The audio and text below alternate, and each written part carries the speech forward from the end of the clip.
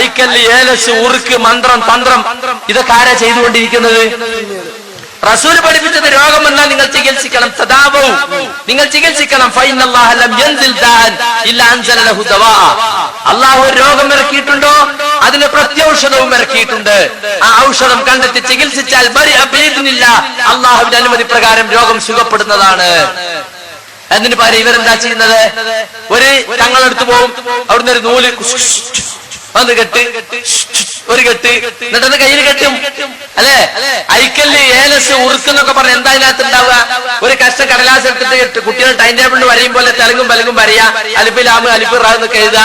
എന്നിട്ട് ഹോമിയോപ്പതിക്കാരെ ഗുളികപ്പൊതി മുളച്ചതായി മടക്കുക, എന്നിട്ട് മെഴുകിൽ പൊതിഞ്ഞ തുണിയിലാക്കുക, എന്നിട്ട് നൂല് ചുറ്റുക. ഇതാണ് ഐക്കല്ല്, ഏലസ്. അത് സ്വർണത്തിനുള്ളിലാക്കിയാലും വെള്ളിന്റെ ഉള്ളിലാക്കിയാലും കടലാസിനുള്ളിലാക്കിയാലും ഒക്കെ സാധനം ഇത് തന്നെയാണ്. കുഴിപ്പിടിച്ചാലും അതന്നെ, വയറ്റുന്നോ കുടിച്ചാലും അതന്നെ, ഭർത്താവ് ഗൾഫിലുള്ളപ്പോ പ്രേമം പൊളിയാതിരിക്കാൻ കൊടുക്കുന്ന ഐക്കല്ലും അതന്നെ, കാളവൂട്ടിന് പോകുന്ന പോത്തിന്റെ അരയിൽ കെട്ടണോ അതന്നെ, ഊർജ്ജമരത്തുമ്പോ കയറുന്ന ഇരിക്കാലി പോത്തിന്റെ അരയിലും അതന്നെ. കണ്ട നിങ്ങള്? എന്നിട്ട് പറയലാണ് ഞങ്ങള് അഹ്ലുസുന്നത്ത് വൽ ജമാഅത്താണ്. ഇപ്പൊ സംസ്കാരം നിങ്ങൾക്ക് എന്തൊക്കെയാ അതിന്റെ അടിയിൽ പറഞ്ഞിട്ട് എവിടേക്കൊക്കെ പോകുമ്പോഴാ പൈക്കല് കെട്ടിരുന്ന പറഞ്ഞ് എന്നിട്ട് എന്തിപ്പൊക്കെ പൊഴിഞ്ഞ് അല്ല അങ്ങനെ പറയല്ല, ചില വിഷയങ്ങളൊക്കെ പൊളിഞ്ഞല്ലോ. ഈ ഐക്കല് എവിടുന്നെങ്കിലും വാങ്ങിയപ്പോ ശരിയാവൂല, ബാങ്കിന്റെ അടുത്തുനിന്ന് വാങ്ങണം.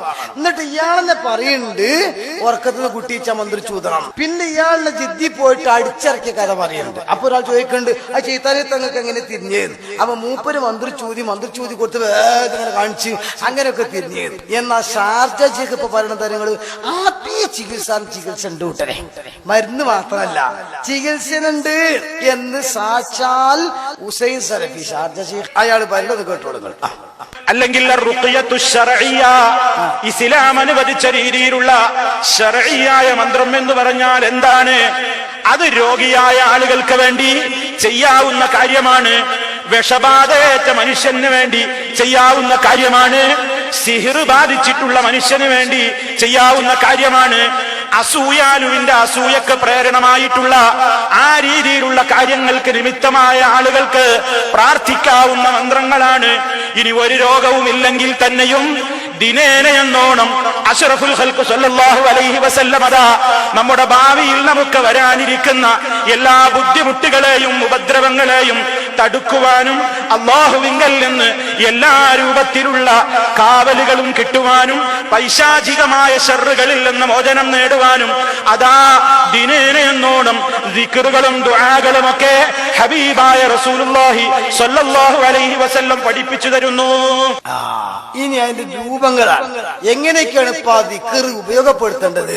അതാ തൃപ്തി വന്ന ചുട്ടൂർത്തർ മൂന്നാലങ്ങൾ മരുന്ന് അല്ലാഹു ഒരു കാരണമായി രോഗശമനത്തിന് നിശ്ചയിച്ചതുപോലെ അതാ വിശുദ്ധ ഖുർആനിലൂടെ അതുപോലെ തന്നെ നബി സല്ലല്ലാഹു അലൈഹി വസല്ലമിന്റെ ഹദീസുകളിലൂടെ ചില ദിക്റുകളും ദുആകളും അല്ലാഹു സുബ്ഹാനഹു വ തആല ശമനത്തിന് കാരണമായി കൊണ്ട് നിശ്ചയിച്ചിരിക്കുന്നു.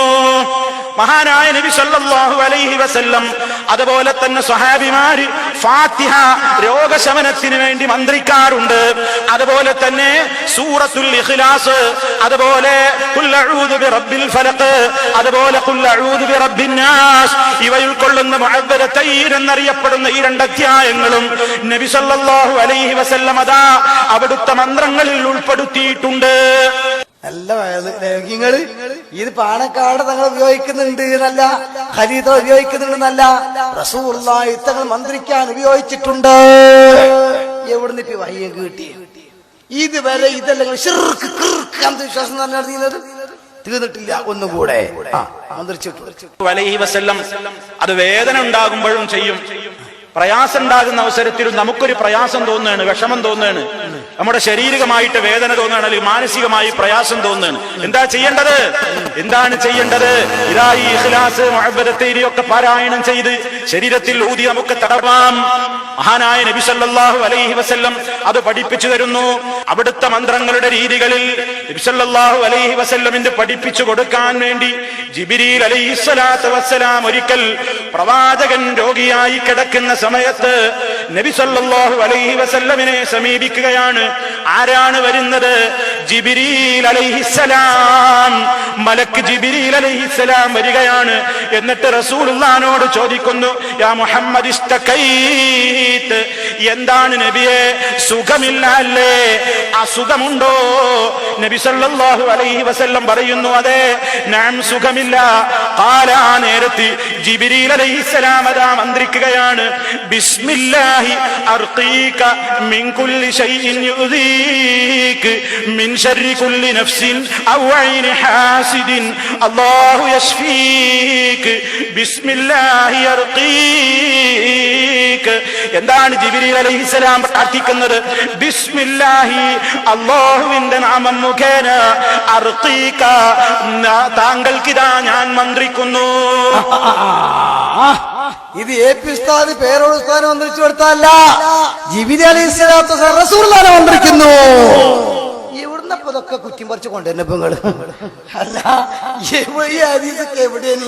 ഇവിടെ കുത്തി കുഴിച്ചെടുത്തോണ്ടിരാ ഇങ്ങണ്ട്